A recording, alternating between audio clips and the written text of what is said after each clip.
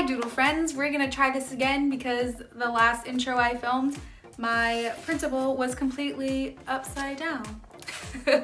So we have my February challenge. I created this thanks to my friend Vicky. Hi Vicky. She asked for some words and I came up with this challenge. That way she has some words every month and hopefully you guys will get some use out of this as well. It prints on normal 8.5 by 11.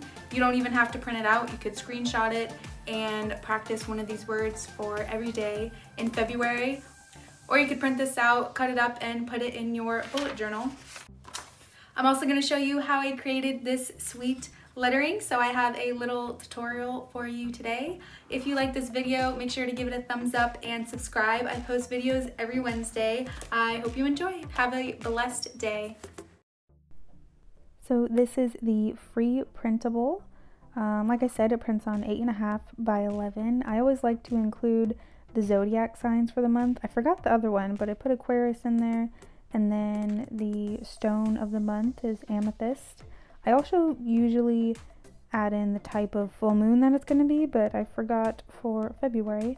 So I used a Tombow Funonosuke pen, some Tombow dual brush pens, a Pew2 metallic marker, pencil, a Jelly Roll size 10, a Crayola super tip, and a Micron size 05. So I'm going to show you how I just kind of played around with colors to just try to figure out what colors you want to do. Whenever you're making a piece, it is important to just play around and see what you want to do. That way you know what you want to do. So as you can see, I played around with so many different shades of pink and red. And then I landed on the ones that I had just showed you, but I kind of took a while to figure it out because I did want to make like an ombre look. So I wanted like a really light pink, and it was kind of hard to find 3 pinks that went really well together. I also played around with a pencil and just drew out the style of lettering that I wanted to do. It's hard to see on camera, but I wanted to do kind of like bounce look, and for that I always like to just draw a straight line across the page. That way I have a visual of where my baseline is. I wanted to show you in real time just so you really get a feel for how I letter. It's normally not perfect the first time I write it. That's why I do it in pencil, and I wanted it to have a bouncy look, so I did want to make sure some of the letters were above and below the baseline and maybe some at the baseline. So I'm really bad at doing it as I go, so I kind of go back and make them bounce a little bit more. When you do regular calligraphy, the letters are made up of different parts, so you do pick up your pen in between each letter, and I'm kind of doing that right now because I like that look instead of just drawing it in cursive. But when we do fill this lettering out, it's actually going to be the same thickness. In normal calligraphy, you have thin upstrokes and thick downstrokes. But when you do ribbons, in this case anyways, for the one I'm doing, I like to do the same thickness throughout the entire letters, and with this style it helps it look more realistic, I guess. Now I'm just going back and elongating the W, making it go below the baseline. I made the loop a little bit bigger above the W, and I didn't like this first E, so I went back and made it a little more narrow at the bottom. I felt like the first E was bigger than the second E, but sometimes you want to do that on purpose, and sometimes letters are smaller on purpose, so it's just whatever you like. You don't have to do something because people are telling you to do it that way. If you like it a certain way, it's your piece and you can do it the way you want, so you don't have to listen to my rules. You can make your own rules. So I'm going in with my Crayola super tip and I'm just outlining the suite, and then I'm making the lines thicker and the same width throughout the entire piece. I may have went a little too thick in some spots, but I just wanted to make sure it was really thick and big especially so you guys could see it easier. By the way, I always have the products I use in the description box. They're in my stationery closet. I always have the link to that in the description box and some other links in there, so always make sure you check that out. And I have my Instagram on there and a whole bunch of other stuff. So I'm just going back in and making it even thicker with the same Crayola super tip, and then I go in with a Micron 05 and I outline the entire piece. And when you do this, you want to make sure you make one of the lines on top of the other. So because I'm going on top of the line that connects the S to the W, that means this piece is the front. Since it's overlapping the W line, that makes this the front part. And then when you go to the bottom loop where I'm about to go right now, going up, this becomes the back of the letter, so that's going to be darker. You definitely don't want the black lines to cross one another, because then that will be really confusing. You want to make sure you're letting one line overlap the other. And a good rule is to, when you're drawing with the pink pen, if the line is going first, I don't know if this makes sense, if you're drawing it first and then you're looping underneath it and you're drawing the line that's crossing the other one afterwards, then that's going to be the back of the letter. But you can change this up if you want the front of the letter, how I have it here. If you want that to be the back of the letter, you can make that happen just by doing everything opposite. And now I'm going in and adding in the lines that will make the transition from the front to the back. Honestly, the line I made on the left side of the W, the first line for the W, I should have put that up higher. That's the one line I regret. I put it in the wrong spot. It should went up a little bit more. But you'll see when I get to that later why it looks a little bit off. So I realized that I just want to outline all of the letters first, and then I'm gonna make the transition lines later on. So I did start to do transition lines in the beginning, but it's really hard to imagine the back of each letter without adding in the color. So I'm just gonna go back in with my darker colors and add in the transition strokes as I'm adding in the dark colors, because it's easier to imagine them that way. So you can just outline the entire lettering piece and then add in the transition lines as you go. I'm just going back in with my Crayola super tip because I really wanted it to be a solid color. So I just went back in, and now I'm gonna go back in with my darker Tombow dual brush pen, and I'm gonna add in the back of the ribbon.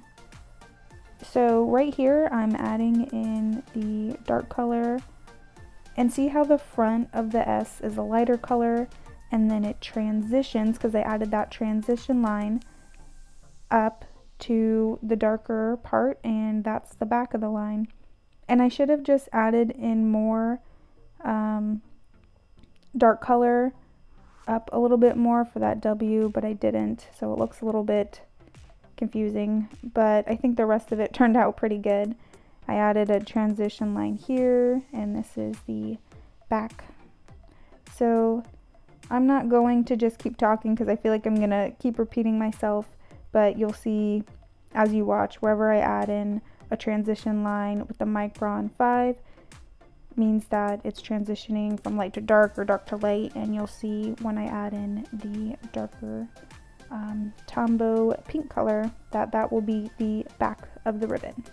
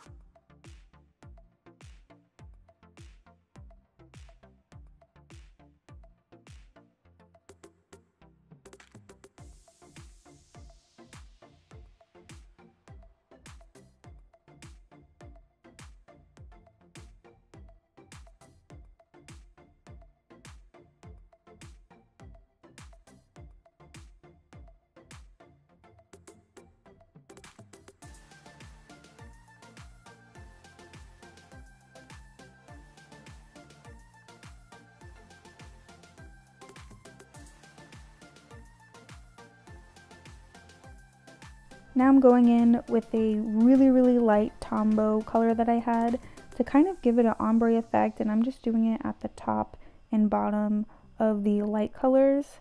I guess it did make a little bit of a difference, but I felt like that it didn't, but it did kind of give it a little bit of an ombre effect. So that's what I'm doing just at the top and bottom of each light color.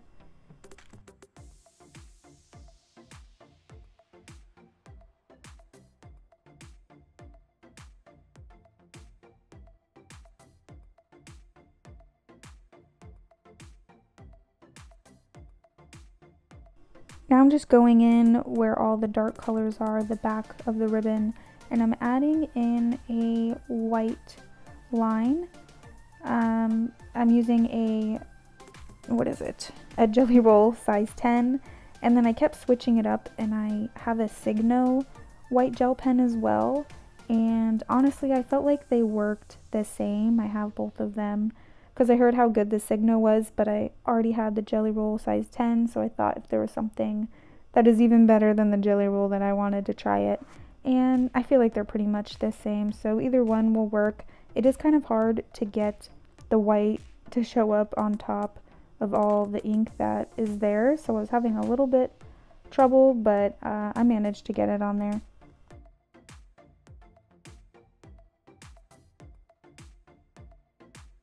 Now I'm going in with a really light gray color, and it's really hard to see on camera, but when I add the dots, it's going to mimic where the shadow is, so if you can't see it right now on screen, you'll be able to tell where the shadow is in a few minutes. The key to shadowing is being consistent, so I like to imagine my light from the top left shining towards the letters, and that means on all the left sides and tops are going to be regular. You're not going to add shadows. So on the right side of each line and the bottom of the letters, you're going to have a shadow. And this is really confusing when you first start, so I'm actually hopefully soon going to be making a tutorial just on every single letter and how to shadow each letter of the alphabet. So make sure you subscribe if you don't know how to shadow, and I'll have that video pretty soon. I'm pretty busy right now because I have my wedding coming up, and I'm going on vacation, my honeymoon, and then my sister's having her baby, so March is like gonna be crazy for me. But yeah, so under here is a shadow, and I'm pretty much done with the shadows now. I eventually go back to that very top of the A and add in the shadows, but you'll see because I missed a spot. You always gotta go back and make sure you didn't miss a spot. So I eventually go back. But anyways, so where I'm adding these dots are where the shadow lines are. So that'll really help you guys see where the shadow went. And again, it's just being consistent. So if you want your shadow on the opposite sides that I did, that is fine. You just got to be consistent, otherwise it won't make sense. I just used a Pew 2 metallic marker, and I'm on the right side of the shadows. I'm not like in the middle of the shadow or anything, just the right side. I thought I'd go in real time for this. Maybe you're sitting along doing it with me, that would be awesome. Always let me know if you've tried something of mine. I would love to see it. You can always tag me on Instagram and hashtag sunflowerchilddoodles.